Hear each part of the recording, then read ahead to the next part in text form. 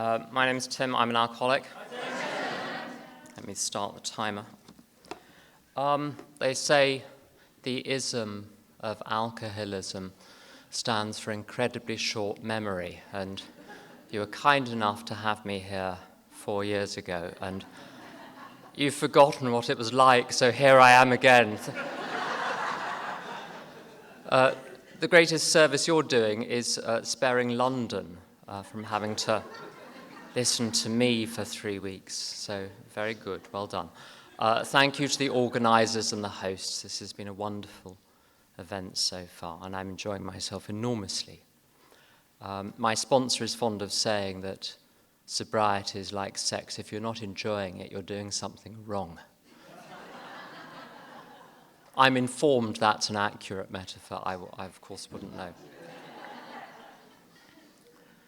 My last drink of alcohol was on the 24th of July, 1993. To save people getting tangled up in mathematics, I was 21 at the time, almost 22, and I'm 52 now. My home group is the Brick Lane Big Book Study in London. It wasn't my home group for a few years, and then it became my home group again. So everyone's made up. Very good. Sometimes you have to leave people to run things for a while and not even be visible on the sidelines, peering over their shoulder to make sure they're doing it right. You just have to leave the continent for a while is very good. If you started a group after 10 years, just leave, and then you can come back later. So I've come a very long way to do a particular job, which is to talk about step 6 and 7.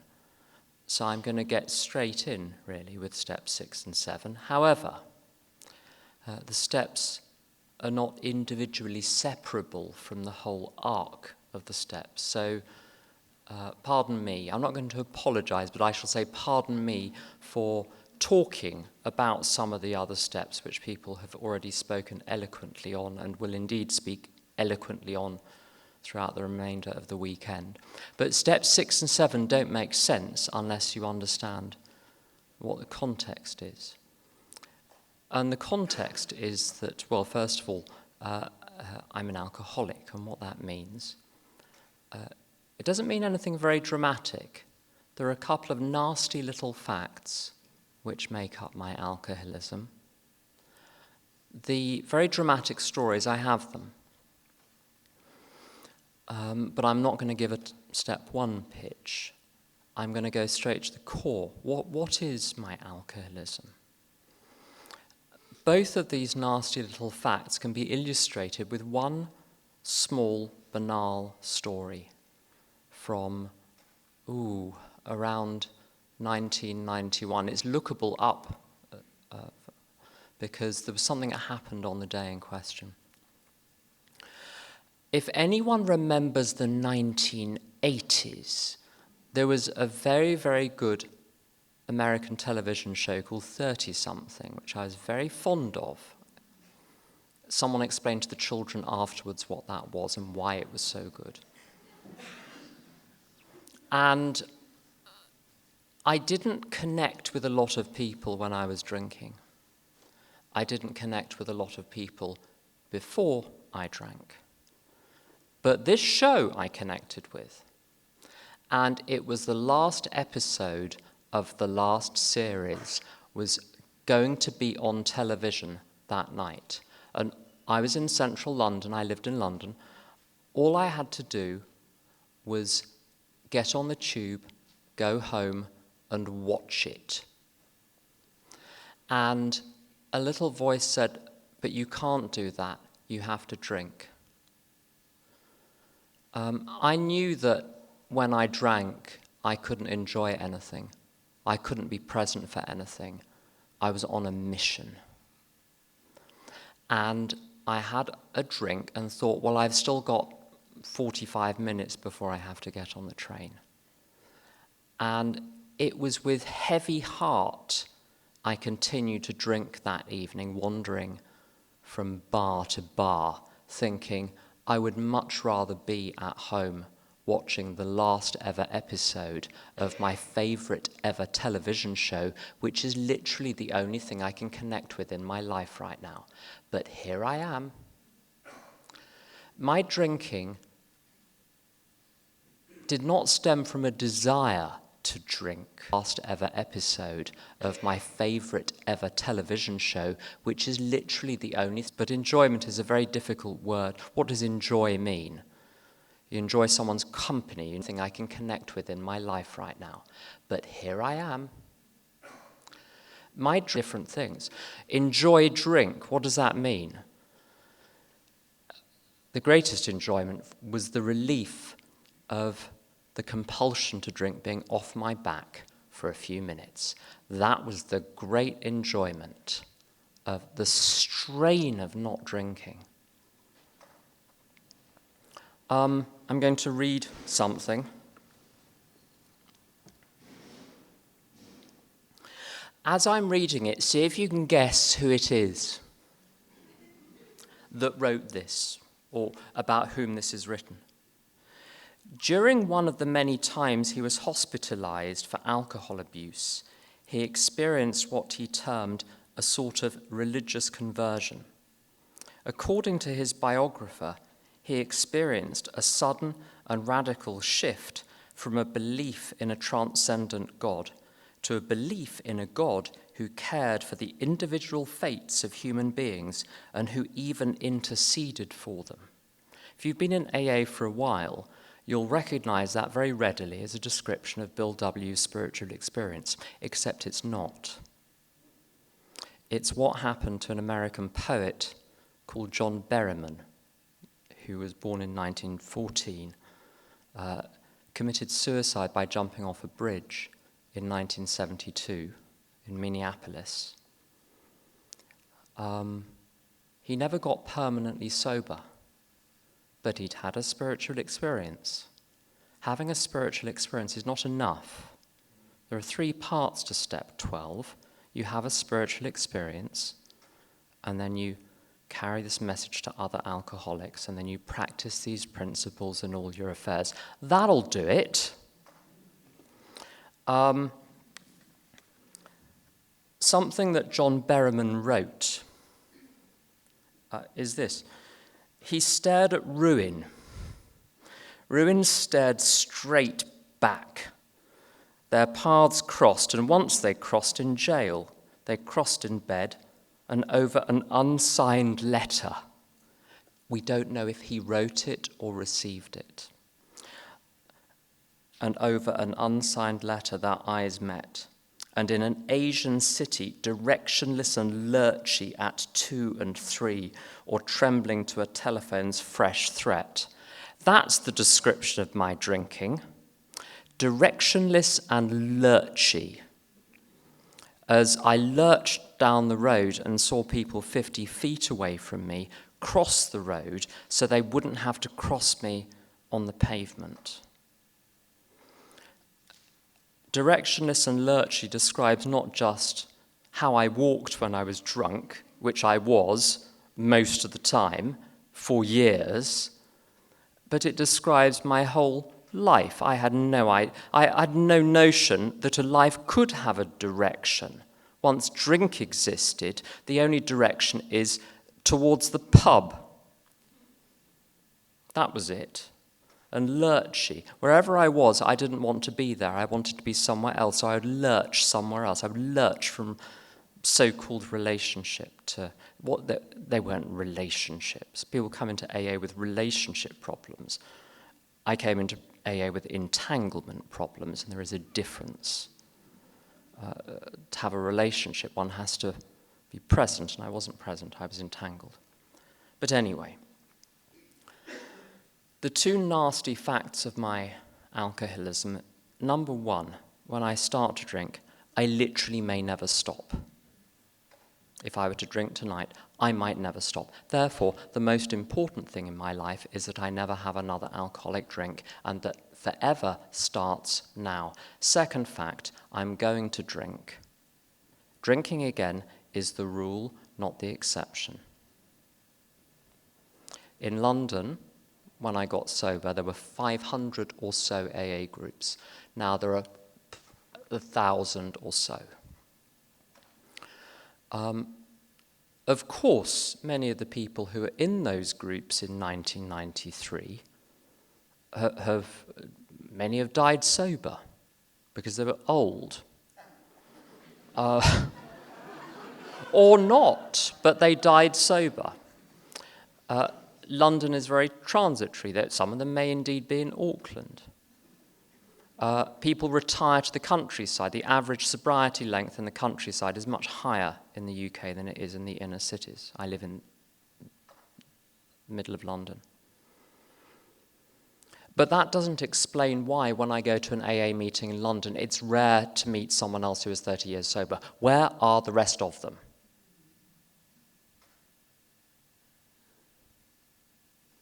So you look around the room today, in 30 years' time, for those who are still lucky enough to be still alive, how many will still be sober? That's a downer. Except,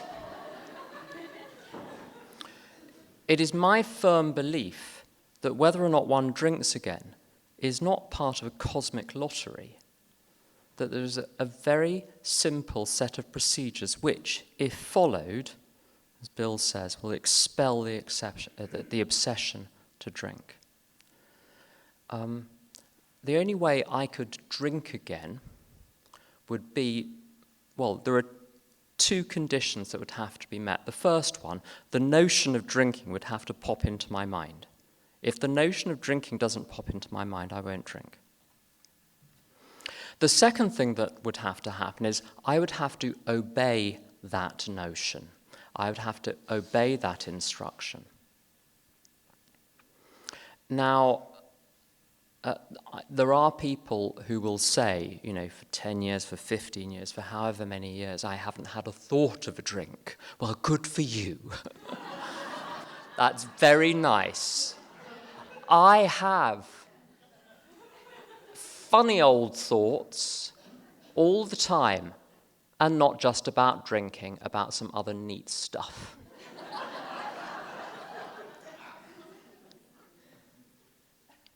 The restoration to sanity, I believe, is not a restoration to a state where every thought that I have is rational and reasonable and sane. The sanity is living right regardless of what my mind is telling me. Therefore, my mind, or a part of my wrong mind, let's call it my wrong mind, must be dethroned. And to be dethroned, something else needs to be placed in the throne, which is why there is no middle-of-the-road solution. There is no place on the throne for two emperors. I'm going to serve one or the other. I'm going to serve my wrong mind, or I'm going to serve the higher power.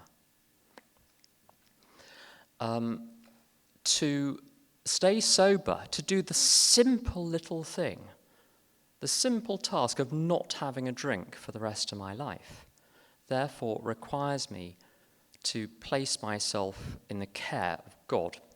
Fine, that sounds all very nice. God's going to look after me. How marvelous. And then the program says, wait a minute.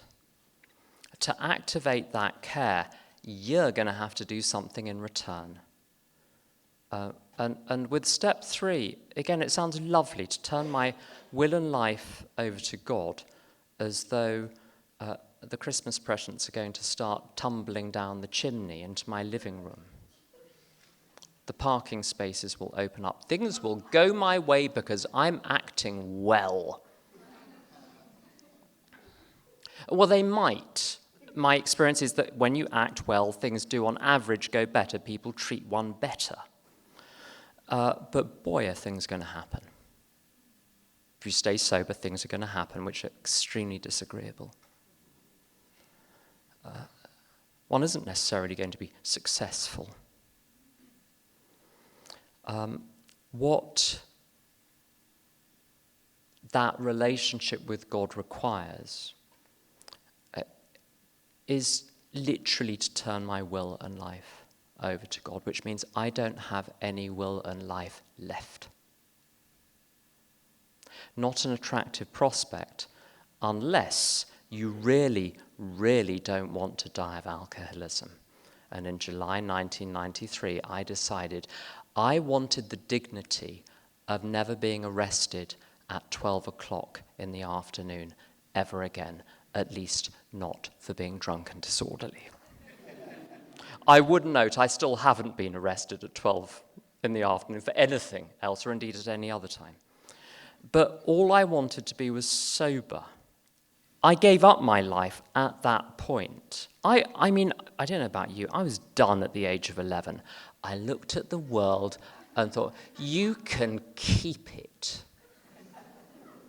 And I found a book in the library by a Ukrainian author who was a satirist and a comic writer called Zoshchenko, who wrote a book called Before Sunrise, which was his investigation into why he was so depressed and whether this depression arose from something before his birth, in other words, before sunrise.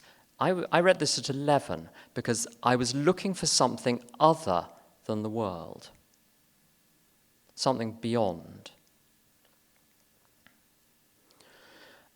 In alcohol, I never found it.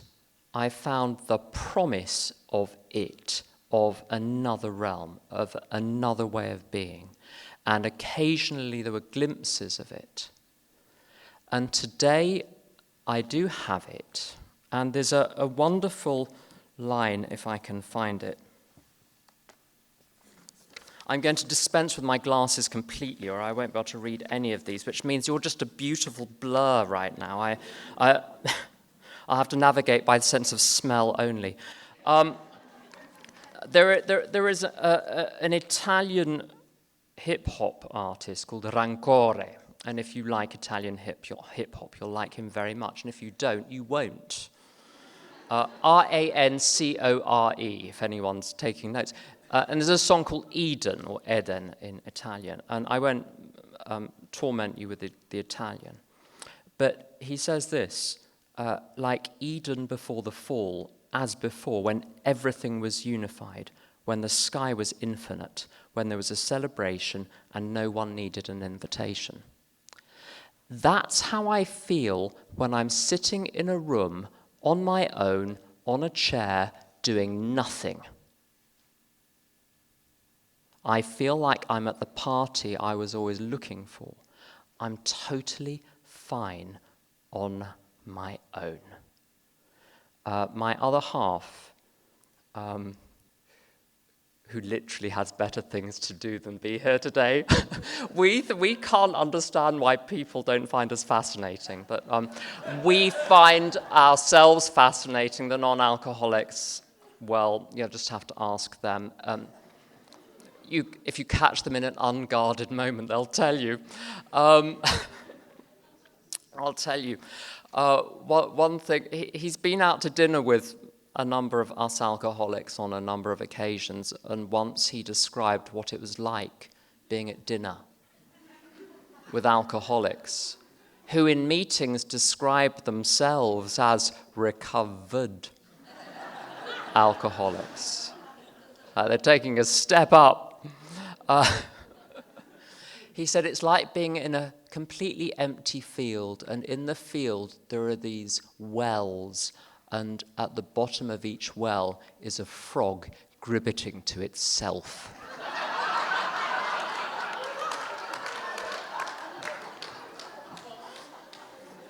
So you want to know why he's not here. He's got better things to do. But we're very glad he's come along this time.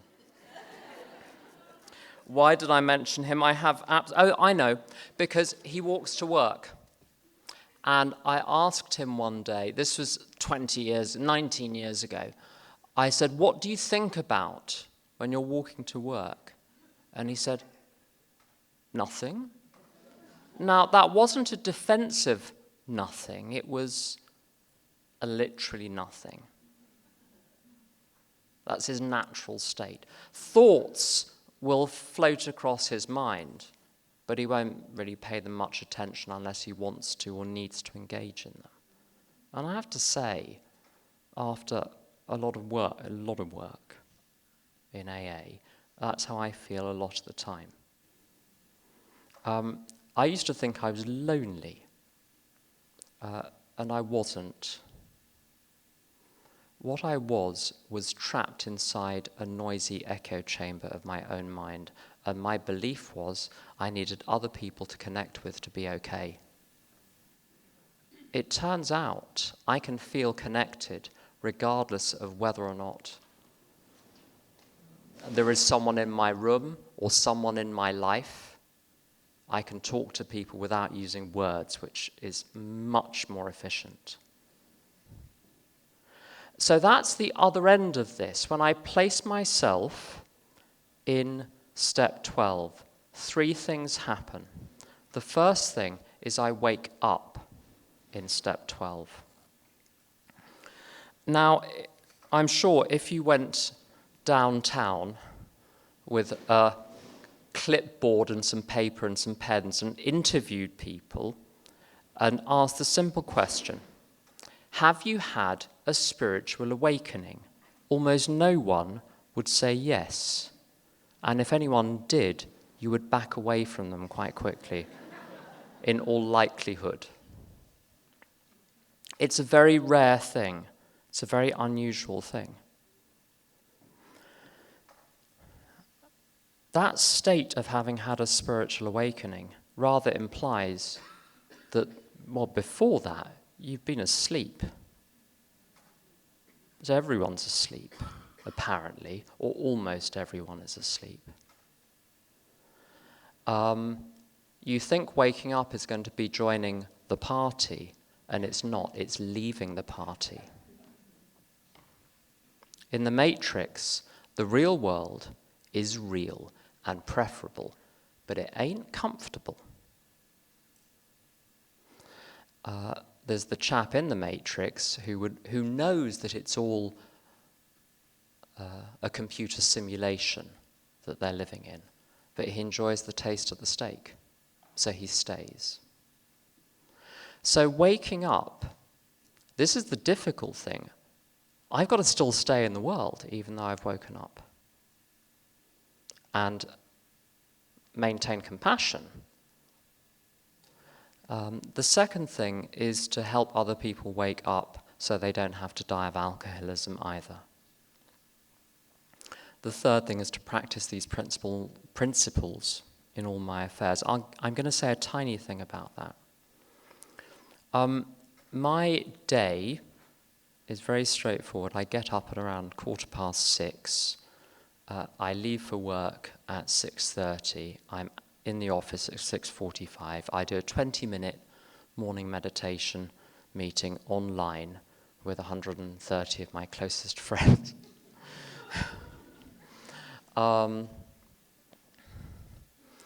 And we do that for 20 minutes. It's a big book reading, followed by another spiritual reading, followed by 2 minutes of silent meditation, followed by sharing picked by the host.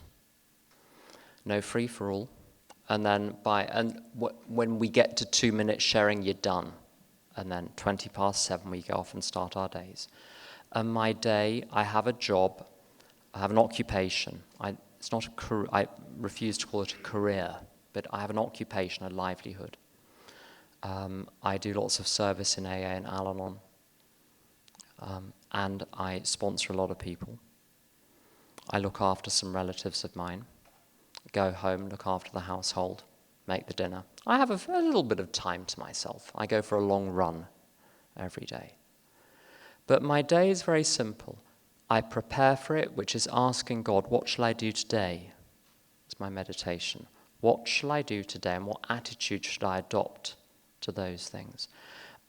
I do literally what it says on pages 84 to 88 of the big book, and it's very simple, and it's what suits me very well. I do make use of spiritual books as well. And then I have to get on with the day. And there is nothing fancy or dramatic or exciting about any of the individual things. I wanted very much when I was younger, for even many years into sobriety, to be part of the inner circle.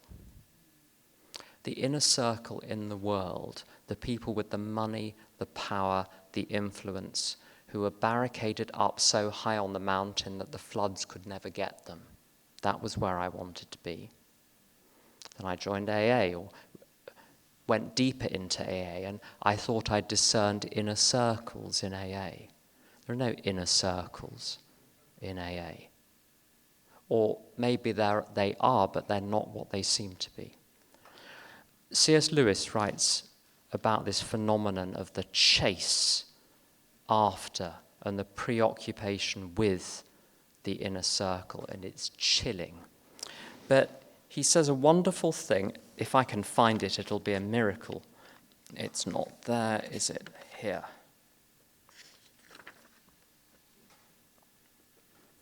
The quest for the inner ring will break your hearts unless you break it. But if you break it, a surprising result will follow. If, in your working hours, you make the work your end, you will presently find yourself, all unawares, inside the only circle in your profession that really matters. You will be one of the sound craftsmen, and other sound craftsmen will know it. So my job when I'm sponsoring people, I spend a lot of hours every day sponsoring people, is to get it right. When I work very, very closely with people on inventory, on the step 4, I work very closely with people on step 8, on preparing for step 9, on how to handle every possible situation which is thrown at you by your own sponsees. And the word painstaking comes to mind. It's very easy to fob sponsees off with a little spiritual quip. It takes real work to unpick tangled thinking, word by word by word. But it's worth it when you see someone starting to think clearly and see clearly. I've done a lot of service in the AA service structure. We have an idiosyncratic structure in Great Britain. By the way, it's not UK AA, it's Great Britain AA. So the north of Ireland, or Northern Ireland, there's a difference, is part of Irish AA. So I've done service in Great Britain AA. And I've done it at intergroup and at region and at national level on the Armed Services Subcommittee and other subcommittees and at conference. And to do that well, my mind needs to be completely clear. It needs to be clear of my own garbage, of my own reactions. I need to be able to assess situations instantly and know precisely what to say and do. Not because I'm devising what to say and do, but because if there is clarity in my mind, if there's nothing going on, basically, you can just see what's there and you see what needs to be done. To me, my path in AA has been one of slow, boring, meticulous work. But the result of that slow, boring, meticulous work, apart from the fact that number one, I'm still sober, which is enough. If I'm still sober, I'm overpaid already. Secondly, the fulminant mental illness with which I came into AA has gone and has stayed gone for a very long time. And I was placed in front of many professionals who were very good, but they couldn't handle what I was presenting with. I was uncooperative. I've had occupations and my time has been well used in those occupations. I'm not going to judge what's been achieved, but it's been well used. I look back at the last 30 years and I'm very satisfied that the time has been well spent. It's really the only thing I'm given is the time. And my job today, what makes me so at peace is because I feel my time is being very well spent, as directed by a power greater than myself. And it needn't be grand. I always thought that ambition consisted in finding a place of prominence or significance, as if I could judge what is significant. There is a fallacy that you can measure significance with respect to the size of something. So a man or a woman may be said to be important because in British English we don't say it, but in American English they'll say, or you will say, this person is worth, and then there'll be a dollar sign and an amount. From God's point of view, it's completely ridiculous to measure significance based on magnitude in the material realm. That is not the measure of significance. The most profoundly influential person in AA in London that I knew was a chap called Spiritual Paul, who died far too early, with 20 years sobriety, I think, of pancreatic cancer. In his, I should think, early 60s, so very young. He could have had another, three or four decades even, but he didn't. But he lived in a little council house. He drove a bus, a little minibus. That was his occupation. And he went to his church and he went to his AA meetings. And he's affected thousands of people's lives in ways which are only now becoming apparent. So I'm not interested in even judging what is significant. If I trust, and this is so important to me,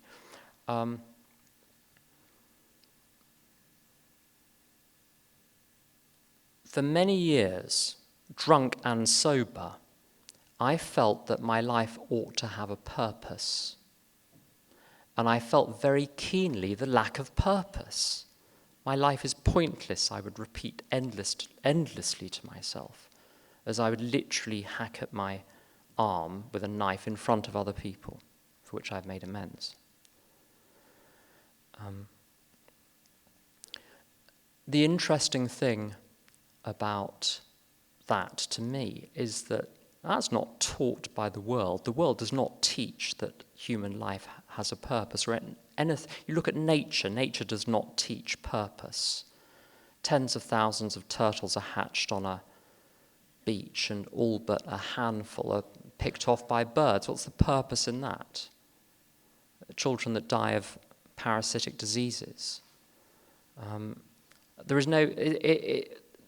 It's not taught by the world, it's not taught by the human world, it's not taught by the natural world, but it's there. And it is this that makes me believe there is a God. Because who planted that sense that I should have a purpose? Secondly, I have a great sense of fairness. I don't like the word offended. I dislike unfairness. And again, that's not the world, the material world of man does not teach fairness, and the natural world doesn't either. So where does that sense of fairness come from? It must come from beyond. It cannot come from anywhere else. And it's innate. It can't be those two senses, I don't believe, can be eradicated by any experience. There is nothing that can happen to you, I don't think, that can stop you being offended at one's purpose not being discerned or achieved. So I conclude I must have a purpose, and it must be discernible by me, or the universe is a mockery. And I don't think it is, because of the existence of those two virtues of purpose and fairness. Now, all I'm left with in step 11 is praying for knowledge of God's will for me and the power to carry that out. I therefore trust that when I'm folding laundry, I'm fulfilling the purpose for which God has placed me on the planet. When I'm helping a sponsee to untangle and state in clear, simple, plain language exactly what it was that the bugger did that they're writing about in the second column of their step 4. State the facts, ma'am. Exactly what did they say or do? And it takes 2 weeks to finally get some truth out. It's painstaking, apparently irrelevant, trivial, but it's not. If that is what I'm guided to do in step 11, I must trust that that is God's will and that my purpose is thereby achieved. And I didn't make up this idea. There was a couple of very complicated Central Europeans in the 1930s, and one was called Ernst Křenek, and the other one was called Karl Kraus. And Křenek is talking about Kraus. He says, at a time when people were generally decrying the Japanese bombardment of Shanghai, I met Karl Kraus struggling over one of his famous comma problems. I edit for a living, so I identify with someone who struggles with comma problems. He said something like, I know that everything is futile when the house is burning, but I have to do this as long as it is at all possible. For if those who are supposed to look after commas had always made sure they were in the right place, Shanghai would not be burning. If everyone was doing the job they were supposed to be doing, everything would be all right. So my job is to do the job that is placed before me. And this is what brings me, I'm sorry for the long framing, it's a large frame and a small picture.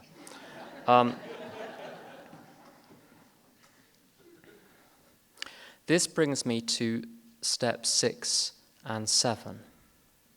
Let's see what words say. Now I need the glasses. We're entirely ready to have God remove all these defects of character. So it's referring backwards to something. So we already know what they are. It's whatever I wrote about in step 4 and disclosed in step 5.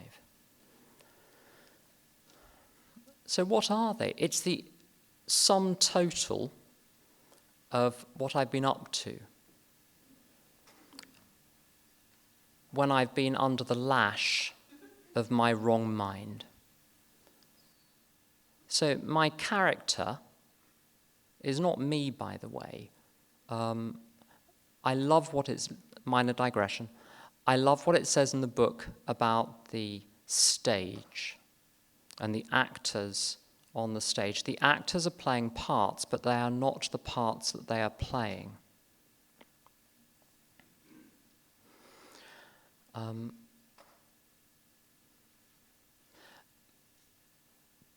The actor is different than the part. My character is the way in which I'm operating in the world. If who I am is spirit, that spirit can operate in different ways. I've operated in very different ways throughout my whole life. But I'm still me. When people recount stories of what I was like when I was 7, it's identifiably me. Couldn't have been anyone else who said what the small child says. I'm the same person, but my character is different. What is my character? My beliefs, my thinking, and my behavior, which are the only 3 levers, or levers if you're American, I can pull. What I believe, what I think, and what I do. Step 4 and 5, catalogue what I believe, what I think, and what I do. Why is this relevant? Why in step 3 can I not simply go and do God's will? There are many reasons, and I'm going to list them. I'll probably miss some. The first one is when someone is trying to whisper instructions to you. If you're in the middle of a tornado or a cyclone, you probably won't hear anything. And the tornado and the cyclone describe not just how I showed up in other people's lives, but my own whirling thoughts. My mind had to be brought to heel. I haven't sorted out my mind. What I've done is recoiled with horror from it in step 6. So all I have to do in 4 and 5 is catalogue. Once I've got the catalogue is well described by the phrase, all these defects of character. And it's so interesting. It says, were ready, not became ready, not read a book and wrangled over this. Are you ready or you're not? And if by the time you get to the end of step 5, you're not recoiling with horror at the whole way you've been living, I don't know what to, when sponsees say, well, I'm not sure, I literally don't know what to say to them. And that's not a figure of speech. I will say, I don't know what to say to you. When you're entirely ready, come back. And some do and some don't. If the worked example is not enough, me being the school mom standing over them with a ruler is not going to help. And in Bill's story, it talks about an entirely new basis for living. All the way through the book, this is not taking the existing way of living and tweaking it. It is discarding it entirely and adopting an entirely new way of living, where the I that I was operating as simply ceases to exist. Of course it makes reappearances and it needs to have its head chopped off on a regular basis. But essentially, it is not, I can't live the way the world lives. And the last part of step 12 is the most wonderful illustration of this. Practice these principles in all my affairs. I'm going to say a bizarre thing for someone who has a very long working week. I don't work. I go to an office and I practice principles. Thank God I don't have a career. Have you ever met someone with a career? They're so miserable and tired and stressed, and they care about all sorts of things I don't care about. I can't, and stuff. Alice Thomas Ellis is a second-rate Welsh author. She's second-rate despite being Welsh, not because she's Welsh. I should hasten. She spent too long in England, is all I can conclude. But she said things of value are death to peace of mind. I had a sponsee once who would, we've laughed about this, she'd send her daily plan every morning. Was 9 o'clock I'm going to do this, and 10 o'clock I'm going to do this, 11 o'clock, very well done, very good.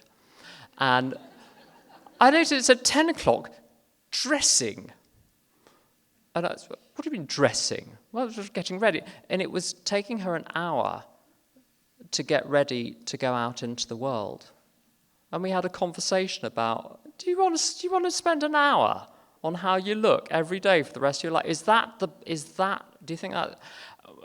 We had a very interesting conversation after that. Anything that is not vital has to go. That includes some people. That includes some meetings. That includes some activities. I went into a bookshop, a Christian bookshop in London 29 years ago or so. I had too much time on my hands. So I went in to start an argument. And I worked my way into it very skillfully. Not skillfully enough for the nun, I think she was, behind the counter. When she twigged what was going on, she said, "This conversation is not to the grace of God. We are closed." Very good girl. She didn't engage. I don't engage anymore. Any funny business, block. And that's the end of it. If you want to make amends afterwards, you can write a letter. And we're not meeting for coffee to discuss your remorse, but you can write a letter. Life is, there are too many people who are eager for help and who aren't playing games, to play games with people who are doing it because they enjoy the sensation of dragging someone else in to their drama and making... I know some people, and Bill said he doesn't have boundaries with, I do. I should say I have 29 years of, since my first Al-Anon meeting as well, and for me, I need boundaries.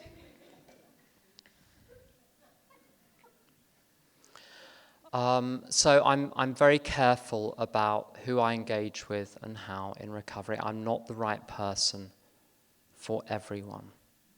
And if it doesn't work out, that's fine for me. I'm not going to try and force things anymore. No one needs me as their sponsor. They need a sponsor. If it ain't going in first time, try with someone else. And if you're not enthusiastic, find someone about whose instructions you're enthusiastic. Because I can sponsor 10 people in the time it takes to sponsor one crazy person who... Crazy is fine, as long as it's crazy and enthusiastic. But crazy and resistant, you can't... There is nothing you can do to remove someone else's blocks of resistance and unwillingness, and where you're simply the latest forum for all of the games. This is within AA, this is outside AA. I don't work with difficult clients anymore. Money will have to come from elsewhere. If it's not straightforward, no. And I don't negotiate with clients. This is the price, there we go. Very, very simple life.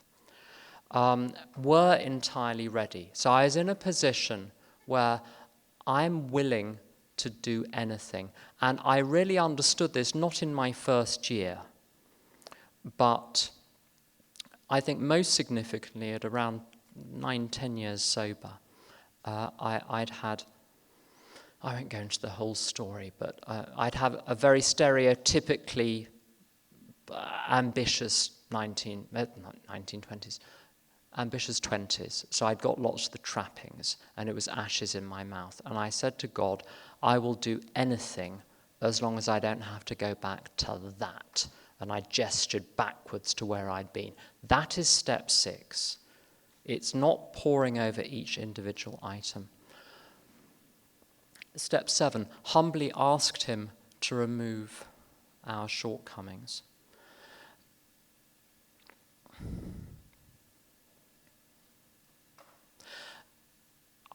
Humility is defined in step 5 in the 12 and 12 as, I'm going to paraphrase, an accurate perception of who and what we are and a sincere desire to become what we could be.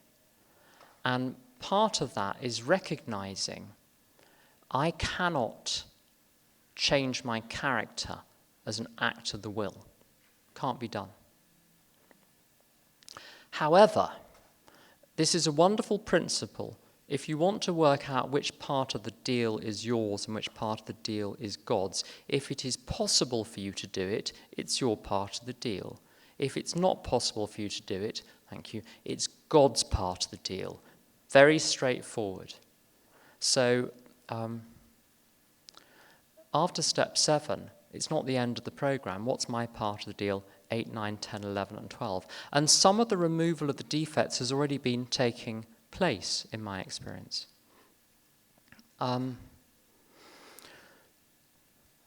Resentment. I've heard people say over the years that they've got a persistent resentment, and they keep writing inventory again and again and again on the same resentment. And I say to them, well, quite, yes. This woman looking exasperated in the second row, and I understand the exasperation.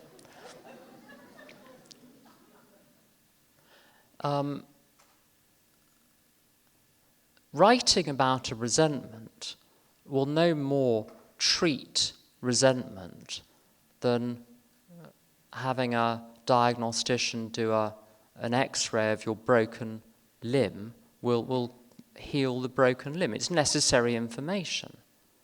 But on page 67, there are instructions. Page 66, there are instructions. There are ideas which I must take on board. The reason I'm resentful in any situation is because I've been trying to have my own way. The only way not to be resentful is to drop the idea that I will be happy if I get my own way. If people who got their own way would be happy. In Western civilization, if you told people 500 years ago how much we have and how much we get our own way compared to how they got their own way 500 years ago, people would say we're in heaven. And a large proportion of society are drugged because they don't like getting their own way, apparently. It's not enough. It never will be. So drop it. Trying to be happy by trying to get my own way in the world, as George Carlin says, is like a hungry person trying to satisfy their hunger by taping sandwiches to their legs. Been sold a bill of goods and it's a fool's errand. So for me to be resentful at Susie or Bobby or Peter because they're not complying with my instructions, they're in the way of me getting my own way, is folly, because I wouldn't be happy when I got it.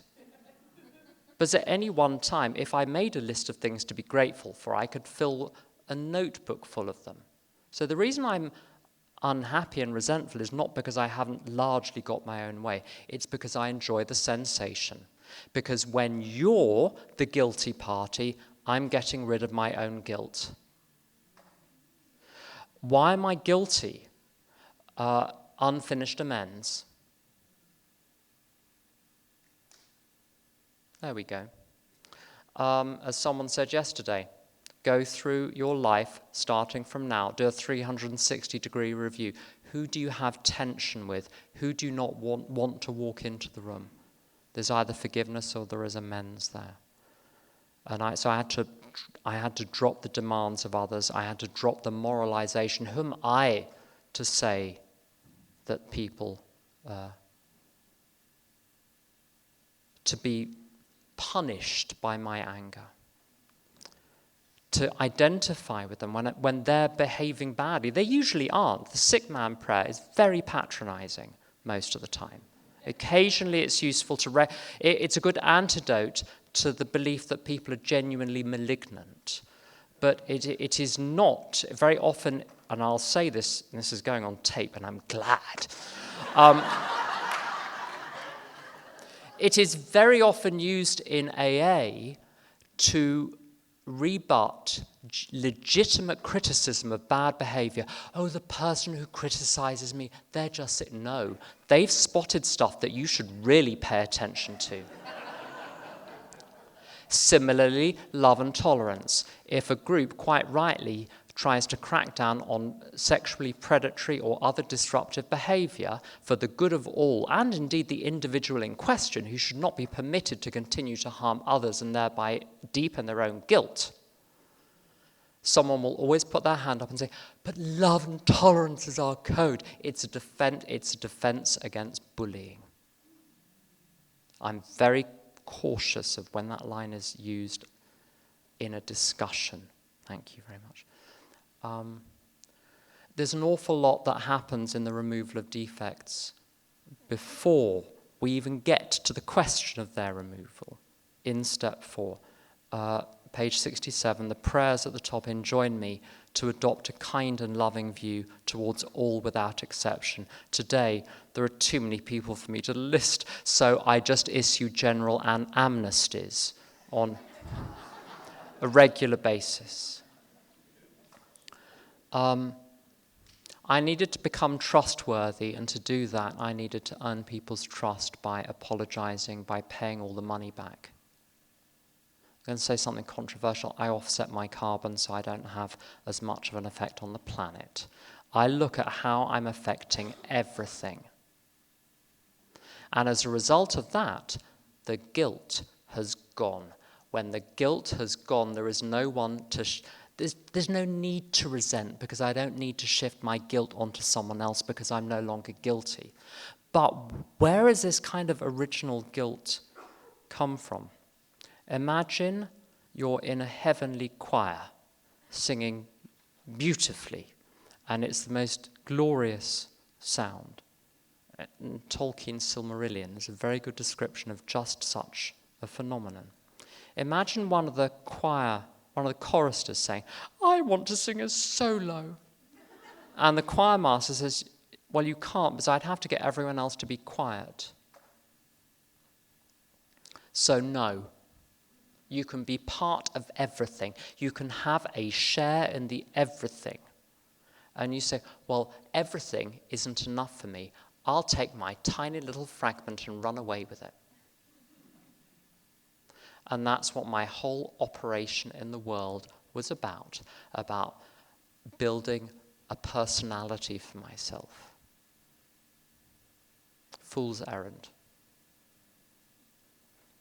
Vanitas vanitatum omnia vanitas, Ecclesiastes. These are not new ideas. They're not ideas generated in AA.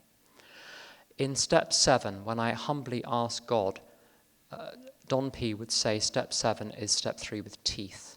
We now have more information behind the commitment.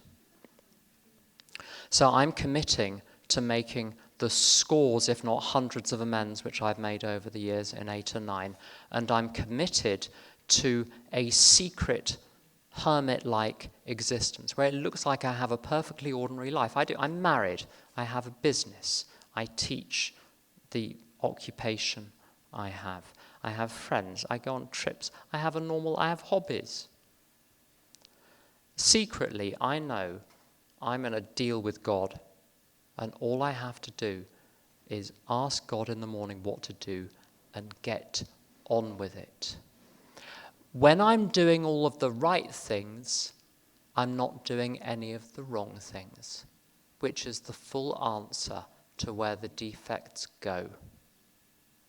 I don't need to do anything with them. I just need to act right, keep my mouth largely shut, and get on with it. And when I'm doing that, there is no acting out. One last thing. A friend of mine, his sponsor was a chap called Father Terry, who died relatively recently, and he says about the character defects, they're removed, but they're not removed far. They always remain within arm's reach. Everything is always there. And so a defect is not a blot or a stain on me. It's not even one of my limbs. It's simply a tool that I might use, a belief, a thinking pattern in real time or a behavior pattern in real time. Day by day, as I refrain from alcohol, I refrain from those when I'm in my right mind. Thank you for listening.